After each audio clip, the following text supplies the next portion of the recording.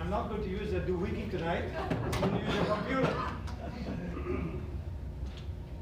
So setting up for success. What is the purpose of an introduction? That's what I want to talk to you about tonight. Does anybody have an idea what the purpose of an introduction is? Now, I'm not going to ask an established Toastmaster that question. I just want to share that, please. So that your audience will know what you're going to talk about. Very good, very good. Any other thoughts? It sets up the stage. Sets up the stage. That's wonderful. You guys don't need Create any training. curiosity. Creates curiosity, sure. Yeah, fine. Any other thoughts? To introduce the person. To introduce the person. Okay. So that makes sense. Makes sense. So I think it's twofold, and I want to share with you tonight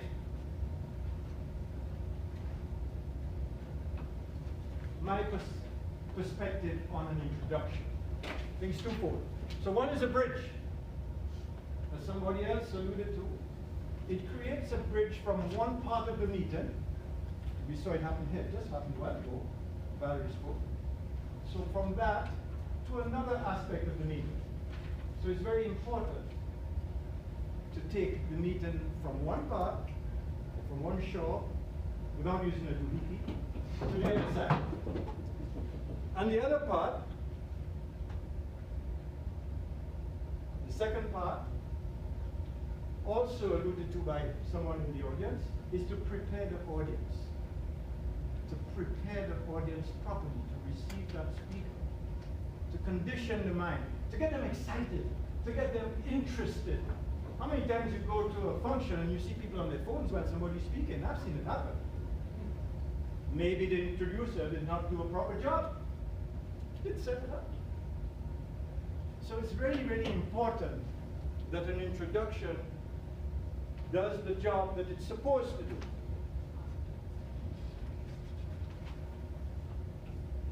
It's also very important that the introducer not take the stage. I've seen that happen too, where the introducer gets up and speaks for much longer than is appropriate and really throws the light on himself rather than on the guest who is to address the audience. So that's really important when you're introducing someone, not to do that. So I'm going to give you two introductions of the same speaker, and I want to get your thoughts on it. So a doctor is about to address a community gathering about the value of vaccines for young children. This is what the introducer said. Ladies and gentlemen, I have known Dr. Michael Roy for a very long time. In fact, we went to school together at university. While I took a business degree, he entered medical school. We have been great friends ever since and often have family barbecues in each other's yards in the summer. He has a great sense of humor, and I might add, he does have a fantastic golf handicap. Ladies and gentlemen, Dr. Roy. And Dr. Roy comes up to the stage and gives his speech on vaccines.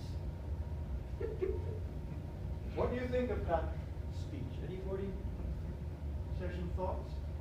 What did you think of that introduction? Pretty good? Didn't really learn anything that was relevant to his qualifications. Aha, aha.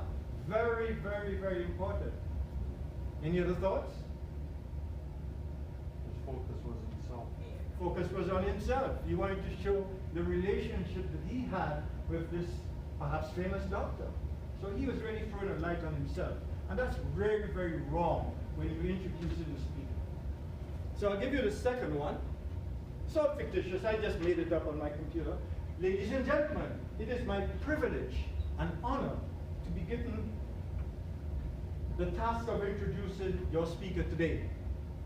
His distinguished career in the field of immunization has made him the leading expert in this area of great concern to many parents as several people grapple with autism. Traveling to many parts of the world, advising governments and the medical fraternity, he is a staunch advocate for protecting our youth. Today, he will share his considerable frontline experience to give you clear facts and options to help you make sensible decisions affecting your newborn children. Ladies and gentlemen, please help me welcome Dr. Michael Roy. Now, do you see the difference there? Complete difference. I can even see from the audience that everybody wants to find out, what is Dr. Roy going to say? They're interested, so now they're motivated.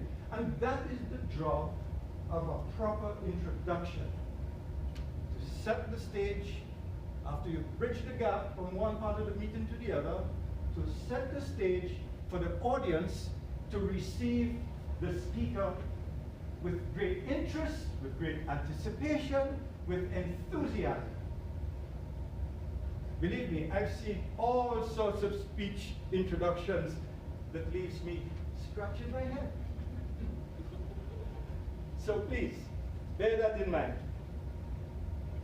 You see, in the second introduction, you saw credibility, you saw trust, and you saw likability. And that was transferred to the audience by the introducer.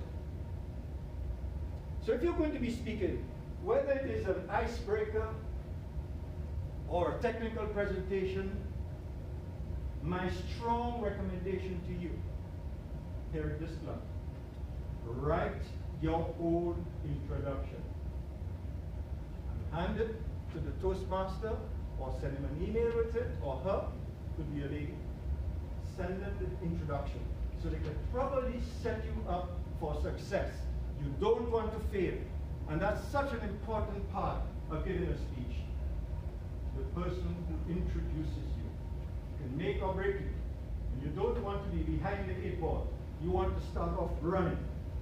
Okay? So please, write your introductions. And if anybody here would like help with that, please come to me.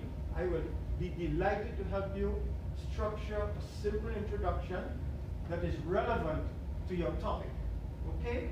So please, ask me anytime. Because everybody here is going to give an icebreaker, and then you're going to go from one level to the other. Eventually, you're not going to need my input at all. I can assure you, because you guys have started really great.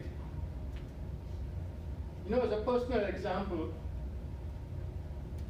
in last September, I was in the Caribbean, and I was invited, given a lot of notice, to be the keynote speaker at a very important function or event in January next year. And I learned when I spoke to the person who invited me to get more details. Because if I'm going to speak, I need to know a lot of things. How many people in the audience? 350. Who they are? Who else is going to be speaking? And I learned there are going to be 2 past prime ministers speaking just before me. And I'm the keynote speaker. So wow, do you think that I would leave my introduction to the MC? No. Not at all. So I'm going to spend as much time preparing my speech